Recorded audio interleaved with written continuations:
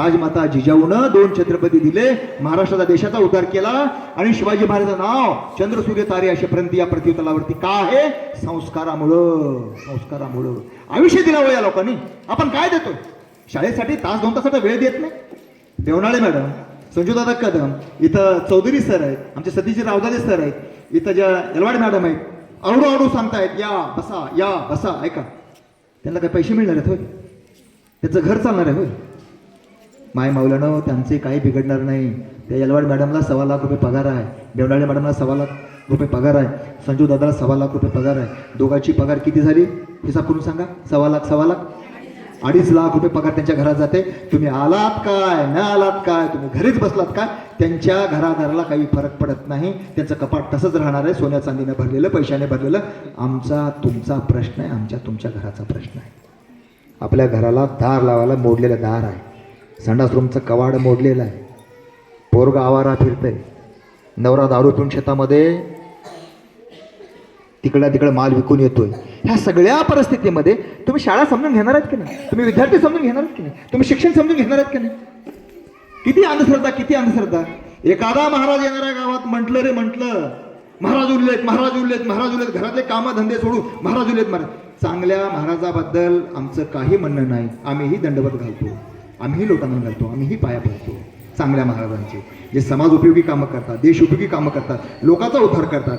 जे महाराज आमचं तुमचं आयुष्य बुडवतात, आयुष्य खराब करतात, आयुष्य नासवतात, त्यांचे फोटो आमच्या घरामध्ये. म्हणजे आम्ही काय शिकलो? फोटो काय असायला पाहिजे घरामध्ये? ती माणसं वेडी आहेत का जिजाऊचा फोटो समोर ठेवला? का सावित्रीबाई फुलेचा फोटो समोर ठेवला? माय मावल्यानो, आपल्याला काहीच माहिती नाही. आपण वाढलो, मोठे झालो, एका दिवशी असंच मातीमध्ये जाणार आहोत आम्ही तुम्ही सगळेजण. परंतु आमच्या तुमच्या पिढ्याचं जे नुकसान होतंय तिची जबाबदारी कोणाची आहे? मला आनंद वाटला की या गावची एक महिला सरपंच आहे, एक महिला सरपंच म्हणून पुढे आली. हे योगदान हे जिजामातेचं आहे, सावित्रीबाई फुलेचं आहे. माय मौल्यानो, त्या झाल्या नसत्या ना, अजूनही तुम्हाला अंधारामध्ये, घरामध्ये, खोल्यामध्ये बंद बुरखा घेऊन खोल्याच्या आतच जगावं लागलं असतं, तिथंच मरावं लागतं, तिथंच गाडलं गेलं असतं. यांच्यामुळे आपल्या आयुष्याचा उद्धार झाला. आणि म्हणून माय मावल्यानो, तुमच्यासारखं एक गाव, त्या गावामध्ये पाटीलताई सारखी एक सरपंच बाई आपल्या मुलाला घेऊन निघालेली. गावात एक पुतळा आहे. तुमच्या गावात आहे का पुतळा? पुतळा आहे का कुठला? नाही. गावात पुतळा आहे.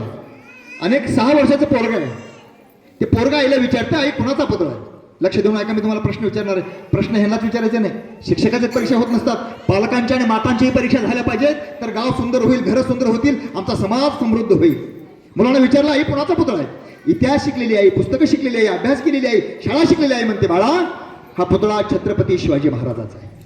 पोरग बेरकी होतं, बहुतेक बामणी गावचा असावा, खडकावरचा असावा, पलीकडचा असावा.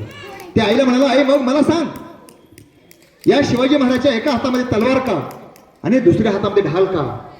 ती इतिहास शिकलेली, शाळा शिकलेली, पुस्तकं वाचलेली, ज्ञान घेतलेली आई म्हणते, बाळा शत्रूवरती वार करता यावा म्हणून छत्रपती शिवाजी महाराजांच्या उजव्या हातामध्ये तलवार आणि शत्रूचे वार वरच्यावरही झेलता यावेत म्हणून डाव्या हातामध्ये ढाल आहे, ढाल.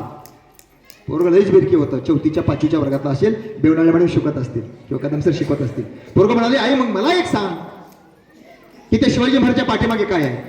ती आई म्हणाली, बाळा आपलीच माणसं आपल्यावरती केव्हा वार करतील सांगता येत नाही, म्हणून छत्रपती शिवाजी महाराजांना पाठीमागे सुद्धा ढाल टांगलेली होती. एवढं नियोजन छत्रपती शिवाजी महाराजांना आपल्या जीवनाचं केलेलं होतं, स्वराज्याचं केलेलं होतं. माय मावल्यानो, मी तुम्हाला प्रश्न विचारतो, आपल्या गावातली जी जिल्हा परिषदेची शाळा आहे, किती विद्यार्थी आहेत गावातले आपल्या? संजू सर, 80 विद्यार्थी आहेत फक्त. एका काळामध्ये गाजलेली शाळा, एका काळामध्ये मोठी मोठी माणसं घडवलेली शाळा आणि तालुक्यामधली पहिली संगणककृत असलेली पहिली शाळा म्हणून ज्या शाळेला मान मिळाला, त्या शाळेमध्ये फक्त 80 विद्यार्थी शिल्लक राहिलेले. पुढच्या वर्षी 60 होतील, त्या पुढच्या वर्षी 30-40 होतील आणि 4-5 वर्षामध्ये तुमच्या गावातली शाळा बुडालेली असेल, संपलेली असेल आणि तुमची मग सगळी मुलं कुठेतरी इकडे तिकडे शाळा शोधत बाहेर जातील. याचं दुःख तुम्हाला वाटत नाही?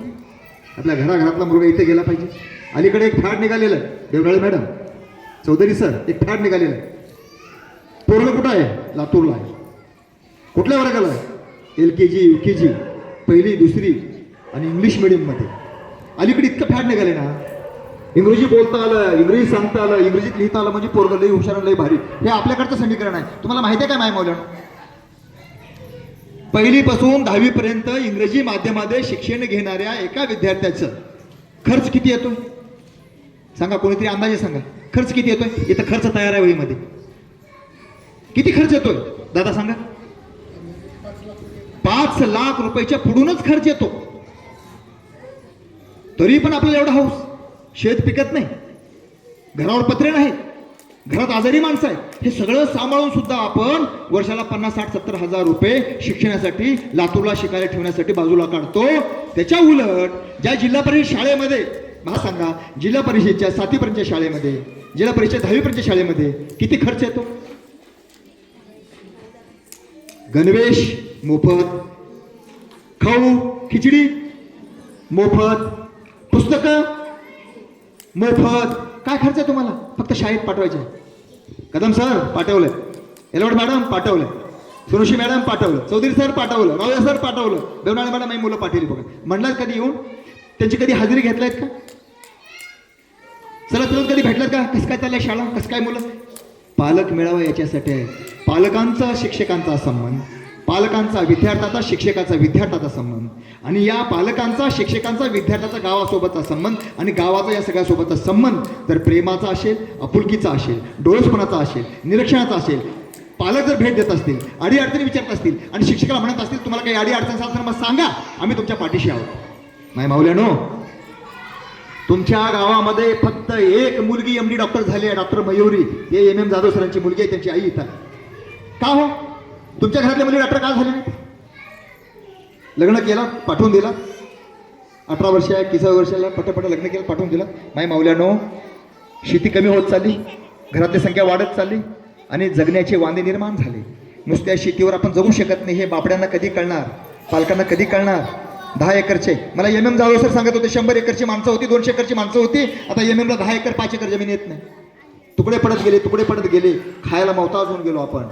आपल्याला बूट पालिशपासून तेल मालिशपर्यंत मिळेल ती कामं करण्यासाठी ज्ञान लागतं, शिक्षण लागतं, गणित कळावं लागतं, पैशाचे आकडेमोड कळावे लागतात. तर उद्याच्या काळामध्ये आपले पोरं शिकतील, मोठे होतील, मिळेल ते काम करतील. पण हे शिक्षणाशिवाय कधीही कधीही शक्य नाही, हे तुम्ही लक्षात घेणं अत्यंत गरजेचं आहे. आणि म्हणून पालक मेळाव्याकडे अत्यंत गांभीर्यानं बघितलं पाहिजे. बऱ्याच माय माऊल्या अजूनही दार उघडच आहे घराचं, भुका लागल्या, आणि हे का कदम सर की, का बेवनाळे मॅडम की, काय ते येलवाड मॅडम की, सकाळपासून डोकं किट केलं, तो हळदी कुंकवाला पण बोलवले, अडकावून टाकले. आता पुन्हा बोलवा तर तुम्ही आम्हाला, अजिबात आम्ही येणार नाही. तुमचं हळदी नको, तुमचं कुंकू नको, तुमचं वाण नको, काय नको, बस झालं. MM सर पाऊण तास बोलले, का बोलले की का नाही की? माय मावल्यानो, पोटातून बोलले, तळमळीने बोलले, कळकळीने बोलले. तुम्हाला माहिती राहावं, या गावातला पहिला शिक्षक, पहिला मुख्याध्यापक MM जाधव सर. आणि शिकलेला माणूसच मुलांना शिकून, मुलींना शिकून मोठं करू शकतो. आम्ही तुम्ही आज्ञाने राहिलं तर त्यांचं काही वाटलं होणार नाही. त्यांचे प्लॉट आहेत, आता ते विमानामध्ये फिरतायत, ते सहली काढतायत, छान आनंदाने जीवन जगतायत. माय मावल्यानो, आपल्या लेकरावाळाचं कसं? ज्या माय मावल्याला अजूनही प्रश्न पडतोय, खरं हे महत्वाचे नाही, त्यांचं भलं झालंय. संजीव दादा रिटायर झाल्यानंतर त्यांना 60-70 हजार रुपये पेन्शन मिळतंय, मॅडमला 70 हजार रुपये पेन्शन मिळतंय. त्यांचे 1.5 लाख कुठंच गेले नाही. आम्हा तुमच्या घरामध्ये चूल बंद पडली, तेल संपलं, कोण आणून देणार आहे? माय मावल्या कोण आणून देणार आहे? काय आपल्याकडे? म्हणून त्यांच्यापेक्षा आपली जास्त गरज आहे. ते तळमळीनं कोशिश करतायत, प्रयत्न करतायत.